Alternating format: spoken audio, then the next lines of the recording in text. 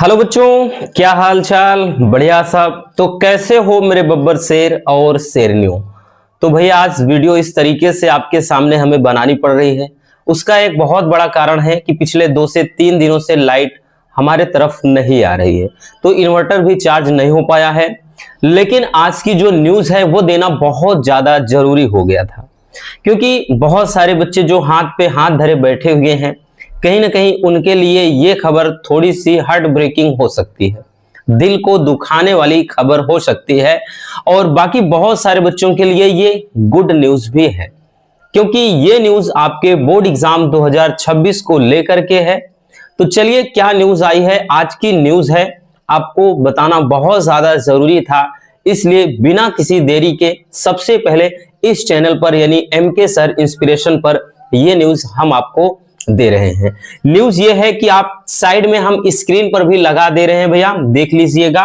बाकी आपको अभी पूरा पढ़ के भी बता देते हैं, क्योंकि भाई डिजिटल बोर्ड तो वही है ना कि लाइट की वजह से तो अब सारा काम ठप हो गया है, तो ये न्यूज ऐसे ही देना पड़ रहा है। यूपी बोर्ड केंद्र निर्धारण की नीति जारी, यानी जल्द ही जो यूपी बोर्ड के लिए जो आपका सेंटर लिस्ट है वो जारी कर दिया जाएगा, जिसमें आपको चलिए हम बताते हैं एक एक करके। इधर साइड में लगा दिया है, ध्यान से देखिएगा क्या कुछ कहा गया है कि यूपी बोर्ड यानी उत्तर प्रदेश माध्यमिक शिक्षा परिषद के द्वारा 2026 की हाई स्कूल एवं इंटरमीडिएट की परीक्षाओं के लिए केंद्र निर्धारण की जो नीति है वो शनिवार को जारी कर दी गई है। बोले तो कल ही। इसके तहत सीसीटीवी कैमरों से लैस विद्यालय की परीक्षा केंद्र ही बनाए जाएंगे, मतलब जिनमें सीसीटीवी कैमरे होंगे, जिन भी परीक्षाओं पे जहां पे जो परीक्षा केंद्र होंगे उसी जगह पर आपके एग्जाम सेंटर बनेंगे, ठीक है ना। तो जो भी बच्चे ये सोच रहे हैं कि हम पैसे दे करके हर साल की तरह हमारा काम हो जाएगा, हम पैसे कुछ दे देंगे हमारा काम हो जाएगा, तो ऐसा आप ऐसी गलतफहमी में मत रहिएगा। आपके लिए ये दिक्कत क्यों होने वाली है, अभी हम आगे आपको बता रहे हैं कि अब की बार यूपी बोर्ड बहुत सारे ठोस कदम उठा रहा है। तो चलिए हम एक एक करके बता दे रहे हैं। जो केंद्र निर्धारण की प्रक्रिया है वो 10 नवंबर से शुरू होकर के 30 दिसंबर तक पूरी कर ली जाएगी। अब इसमें पॉइंट क्या है वो चलिए देखते हैं। साइड में हमने लगा दिया है, देखिएगा आप एक एक करके ध्यान से समझिए कि महत्वपूर्ण बिंदु में क्या चीज अब की बार यूपी बोर्ड किन चीजों पर ज्यादा से ज्यादा हाईलाइट कर रहा है कि राजकीय सहायता प्राप्त अशासकीय निजी विद्यालयों के क्रम में बनाए जाएंगे परीक्षा केंद्र। दूसरा पॉइंट है कि एक केंद्र पर परीक्षाओं जो विद्यार्थी होंगे उनकी न्यूनतम संख्या जो होगी वो 250 से लेकर के 2200 तक होगी। तीसरा पॉइंट, विगत वर्षों में डीबार स्कूल परीक्षा केंद्र नहीं बनाए जाएंगे। डीबार यानी जो ब्लैक लिस्टेड थे, जो काली सूची में चले गए थे, जो किसी कारण से भाई होता ना कि सेंटर रद्द कर दिया गया था, यहाँ का कोई पेपर रद्द कर दिया गया था, तो ऐसे स्कूलों पर जो है सेंटर आपका नहीं बनाया जाएगा। अगला पॉइंट कि एक ही प्रबंधक व उसके परिवार द्वारा संचालित विद्यालयों में परीक्षा केंद्र नहीं बनाए जाएंगे। मतलब पहले ऐसा हुआ करता था कि भैया जो हमारे जान पहचान वाले हैं कि हाँ हमारा सब कुछ यही है कि हमारा एक स्कूल यहाँ चल रहा है, एक स्कूल वहां चल रहा है, कि हम जहां चाहें वहां अपना सेंटर भेज सकते हैं, हम चाहे तो यहां भेजें, हम चाहे तो वहां भेजें, तो चाहे जिस हम स्कूल में भेज सकते हैं, क्योंकि हर जगह हमारा ही कॉलेज है, हमारा ही स्कूल है। तो अब ऐसा काम बिल्कुल भी नहीं होगा, तो ऐसी धोखाधड़ी नहीं होगी। और सबसे जरूरी चीज जो हमने लिखा है कि अब की बार अगर आप हल्के में ले रहे हो कि सब कुछ आसान होगा, तो भैया ऐसा ना हो कि आपको फेल का मुंह देखना पड़ जाए। वो इसलिए चलिए बताते हैं कि देखिए ध्यान दीजिएगा, अगला जो पॉइंट है कि परस्परगत विद्यालय में परीक्षा केंद्र नहीं बनाए जाएंगे। मतलब परस्परगत का मतलब वही चीज है जो एक दूसरे से एडेड कॉलेज हैं, जैसा होता है ना अभी इसके पहले जो हमने बताया सेम, मतलब वही यहां पर कहा गया है। परस्परगत का मतलब जो तालमेल होता है, जो रिलेशन में है, तो ऐसे जगहों पर सेंटर नहीं बनाया जाएगा।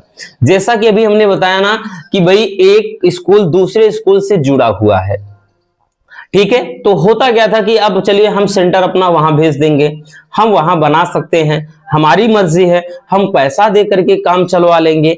तो अब ऐसा नहीं होगा। तो बोर्ड ने ये साफ साफ बोल दिया है भाई परस्पर गत का मतलब ही है जो आपसी तालमेल, जो रिलेशन होता है ना, जो सगे संबंधी हैं या फिर हमने बताया जिनका आपसी संबंध है, तो ऐसे स्कूलों में अब सेंटर नहीं बनाया जाएगा। और एक चीज नेक्स्ट है कि यथासंभव बालिकाओं के विद्यालय में बालकों जो बालक होंगे उनका परीक्षा केंद्र नहीं बनाया जाएगा। मतलब पहले ऐसा था कि हाँ बालक और बालिका ज्यादातर, मतलब कोशिश यही होगी कि देखिए लिखा भी है यथासंभव, यानी जहां तक संभव हो सकेगा बालिकाओं के विद्यालय में। पहले था जो गर्ल्स कॉलेज थे वहां पर भी बॉयज के सेंटर जाते थे, बट ऐसा अब की बार नहीं होगा।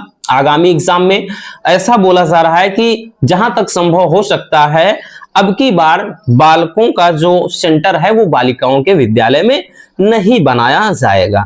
ठीक है ना। तो ये महत्वपूर्ण बिंदु में थे। और केंद्र जो निर्धारण की प्रक्रिया है वो हम आपको बता दें तो यहां पे इसके लिए भी भैया आप देख सकते हैं प्यारे बच्चों, हम साइड में लगा दे रहे हैं। इसको आप वीडियो को पास करके बोले तो रोक करके आप देख लीजिएगा, एक एक पॉइंट अच्छे से पढ़ सकते हैं।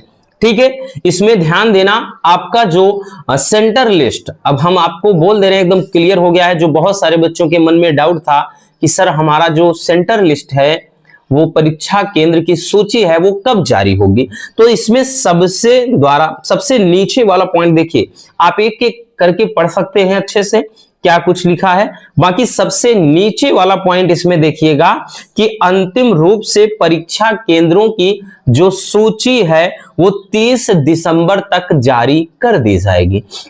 मतलब ये है कि आपका जो एग्जाम सेंटर लिस्ट है वो 30 दिसंबर तक हर हाल में 30 दिसंबर तक बोला है, मतलब उससे पहले भी कभी भी आ सकता है। मतलब बोर्ड क्या है भाई एग्जाम की तैयारियों में लग गया है जल्द से जल्द। अभी देखा ना, इसके पहले हमने बताया कि जो नेम वगैरह स्टूडेंट के होंगे उनमें करेक्शन वगैरह चल रहा है। माता पिता का अगर नाम में कोई गलती है, रजिस्ट्रेशन में जैसे आपका सब्जेक्ट कोई है वो गड़बड़ हो गया है तो उनमें भी करेक्शन चल रहा है। तो हर एक चीज में करेक्शन चालू है। अब इसके बाद फटाक से होगा क्या, हमने बताया रहे कि इसके बाद तो आपका यही काम होना है कि जल्द से जल्द बोर्ड अब लग जाएगा एग्जाम सेंटर में। और एक चीज फिर से सुन लीजिए कि आपका एग्जाम उन्हीं स्कूलों पर होगा कि जहां पर अब की बार व्यवस्था ढंग से होगी।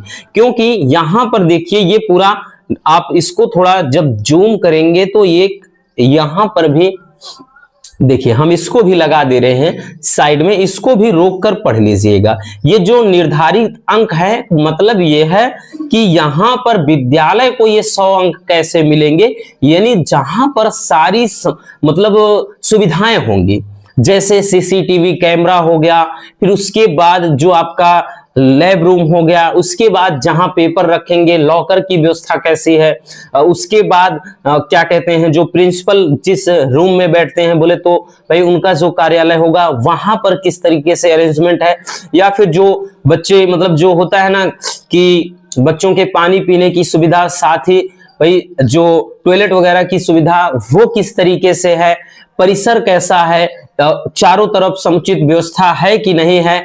तो सब कुछ देखते हुए भी ऐसी सुविधा जिन भी स्कूल में रहेगी तभी जाकर के वहां पर सेंटर बनेगा।